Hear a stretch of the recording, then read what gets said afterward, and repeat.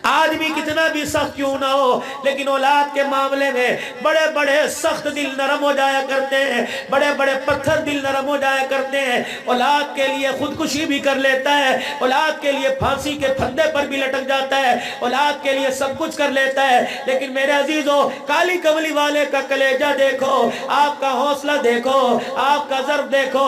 بچی لولوہان ہے، باپ کی ٹانگوں سے لپٹ کے کہنے لگی رحمت دو عالم کے سامنے اس بچی نے ننھے ہاتھوں سے پانی کا پیالہ کر دیا۔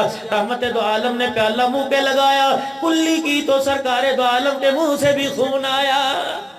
کب مولانا آج چوتھا سال ہے، وہ دن آج کا دن ہم راتوں کو اٹھ کے دعا کرتے ہیں۔ رات کو کبھی 1 بجے اٹھ گئے، رات کو کبھی 2 بجے اٹھ گئے۔ مولا کعبے کے رب کی قسم اٹھا کے کہتا ہوں، ہم جب بھی اٹھتے ہیں ہم اپنی بچی کو مصلی پر ہی دیکھتے ہیں، حسن نہیں دیکھا کرتے ہیں، سیرت کا نکھار دیکھا کرتے ہیں۔ کتنی نماز پڑھنے والی ہے، کتنے روزے رکھنے والی ہے، کتنی ماں باپ کی خدمت کرنے والی ہے، کتنی اللہ اللہ کرنے والی ہے۔ جامعہ شریفہ کے استاد سن 2012-13 کے اندر میں ختم قرآن میں سبزہ زار لاہور گیا، افطاری کے موقع پہ ڈاکٹر شہریار بھی بیٹھے ہوئے تھے، بڑی آپس کے اندر گفتگو ہوئی۔ تراویح کا جب وقت آیا مسجد کو جانے لگے، کہنے لگے مولوی صاحب تھوڑا سا کمرے میں سستا لو، تھوڑا سا آرام کر لو۔ میں کمرے میں بیٹھنے کے لیے گیا، کہنے لگے معذرت کے ساتھ مولانا آپ کو بیٹھ دیں گے تو دوسرے کمرے میں، چرپائی کھٹڑا ملے گا تو دوسرے کمرے میں، اس کمرے میں آپ کو چرپائی نہیں ملے گی۔ میں نے کہا بزرگوں کیا بات ہے، اس کمرے میں کس نے آپ کو چرپائی بچھانے سے منع کیا؟ پھر وہ مجھے فرش پہ لے کے بیٹھ گیا، پھر داستان سنائی، میں بھی رویا وہ بھی رویا۔ کہنے لگا جب میری بچی نے میٹرک کے امتحان پاس کیا، میرا ارادہ تھا بچی کو میں اعلیٰ تعلیم دلواؤں، میری بچی کا بھی ارادہ تھا وہ ڈاکٹر بن جائے۔ پہلا دن کالج میں ایڈمیشن کے لیے گیا، وہ لکھا ہوا تھا یا برقع پہننے کی اجازت کوئی نہیں۔ کب میں نے کہا یہ تو خاندان کی عزت کا جنازہ نکل جائے گا۔ میں بچی کی باں پکڑ کے گھر لے کے آ گیا۔ اللہ اکبر، میری بچی کہنے لگی میں نے ڈاکٹر بننا ہے۔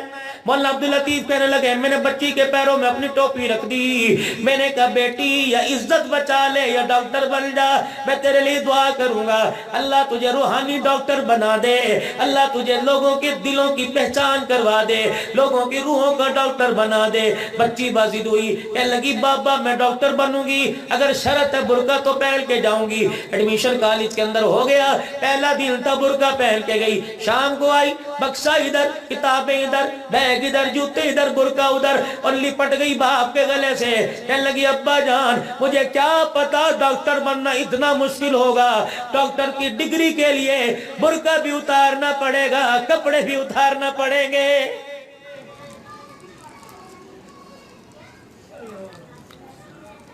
کہ ابا جان ڈاکٹر بنوں، پرائیویٹ پڑھوں گی لیکن برقع نہیں اتاروں گی، تیری عزت تیری پگڑی پہ آنچ نہیں آنے دوں گی۔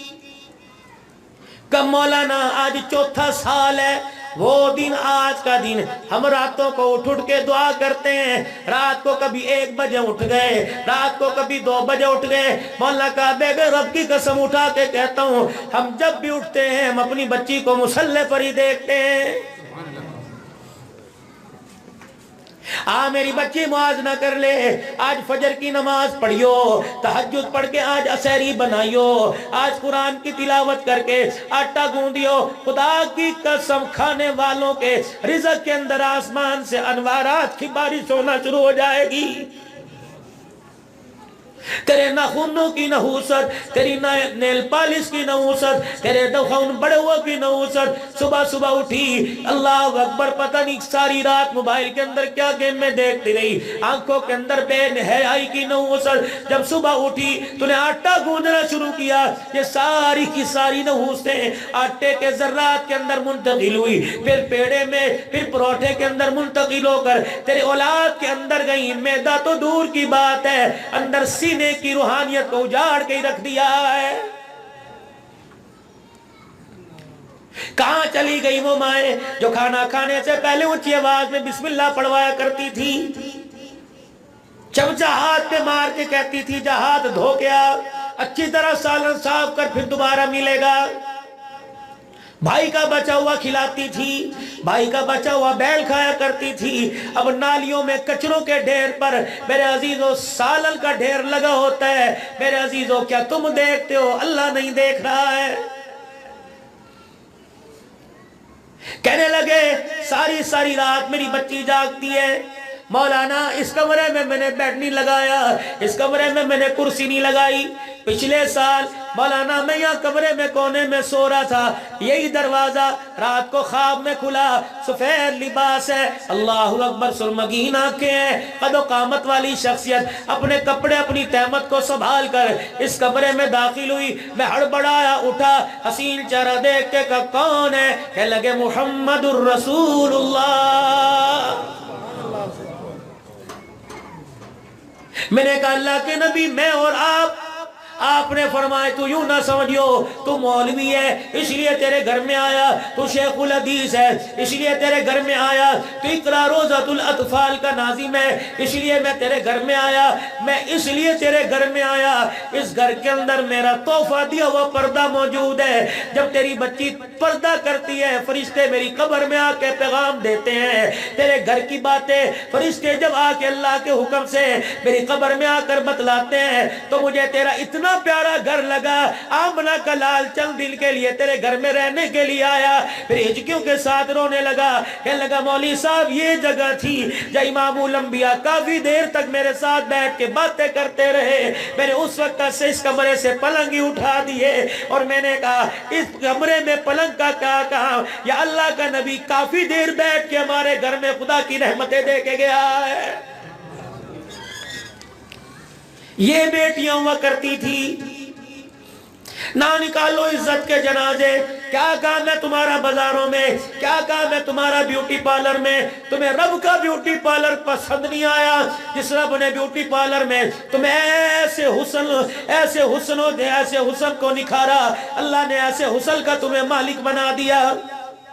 क्या तुमने कयामत के दिन सैयदा ज़ैनब का सामना नहीं करना? कौन सैयदा ज़ैनब है? अल्लाहु अकबर। मेरे अजीज़ हज़रत याह्या ताबी रहमतुल्लाह अलैह कहने लगे करबला के वाक़े के बाद हज़रत हुसैन रज़ी अल्लाह तआला अन्हु की साहबजादी हज़रत ज़ैनब हमारे मोहल्ले में आकर आबाद हो गई। किसी ने कहा याह्या आपने ज़ैनब को कितनी मरतबा देखा होगा, कितनी मरतबा आपने दुआएं ली होंगी, कितनी मरतबा वलिया से मुलाकात की होगी। फरमाया रब्बे काबा की कसम वो आप ज़ैनब नहीं, नबी के हुसैन की ज़ैनब है। 15 साल चेहरा तो दूर की बात, हमने कभी बुरके के अंदर भी नबी की ज़ैनब को नहीं देखा है।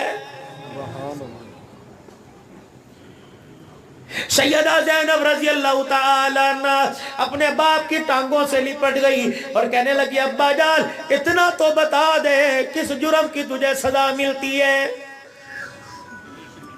सही सालम घर से भेजते हैं, कपड़े लहूलुहान करके घर के अंदर आता है, अब्बा जान चेहरे से खून आता है। अब कब तलक अपने दुपट्टे को फाड़ फाड़ के तेरी पट्टियां करें? रसूलुल्लाह की आंखों में आंसू आ गए। फरमाया ज़ैनब मैंने भी इनसे सवाल किया, मैंने पूछा क्यों मारते हो? जवाब में दूसरा पत्थर आया।